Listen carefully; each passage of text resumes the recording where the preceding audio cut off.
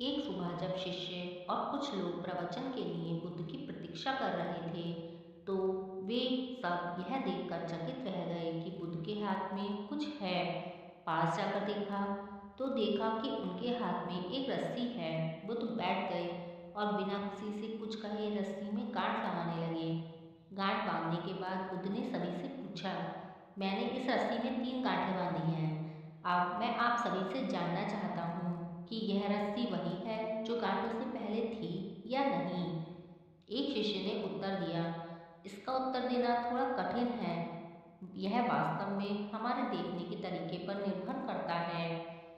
एक दृष्टि से रस्सी वही है, बदली नहीं है। एक तरीके से इसमें अब 3 गांठें पड़ गई हैं जो पहले नहीं थी। इसे बदला हुआ कहा जा सकता है। लेकिन यह भी ध्यान देने योग्य बात है कि बाहर से भले ही यह बदल गई है लगता है, लेकिन अंदर से यह अभी भी वैसी ही है जैसे पहले थी।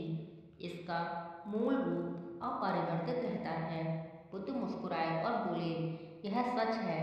अब मैं इन गांठों को खोलूंगा। फिर वह रस्सियों के दोनों दोनों सिरों को एक दूसरे से दूर खींचने लगे।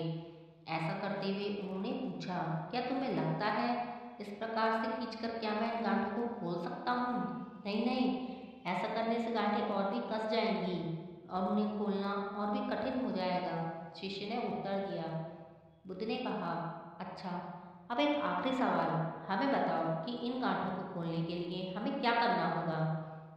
शिष्य ने उत्तर दिया, इसके लिए हमें इन गांठों को ध्यान से देखना होगा ताकि हम यह जान सकें कि उन्हें कैसे लगाया गया था।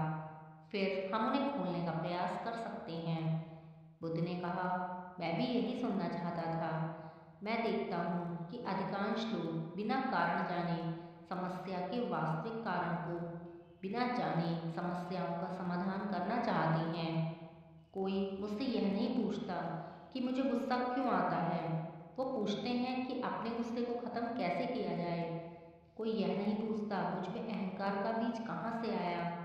लोग पूछते हैं कि मैं अहंकार से कैसे छुटकारा पाऊँ। जिस प्रकार रस्सी गांठों में बंध जाने पर भी अपना मूल रूप नहीं बदलती, उसी प्रकार किसी विकार के कारण मनुष्य के भीतर से अच्छाई के बीज नष्ट नहीं होते।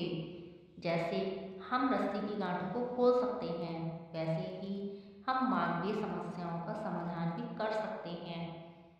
इस बात को समझ लें कि जीवन है तो परेशानियां भी होंगी, और अगर परेशानियां हैं तो उनका समाधान भी होगा। यह आवश्यक है कि हम किसी भी समस्या के कारण को अगर अच्छी तरीके से जान लेंगे तो समस्या स्वतः ही समाप्त हो जाएगी।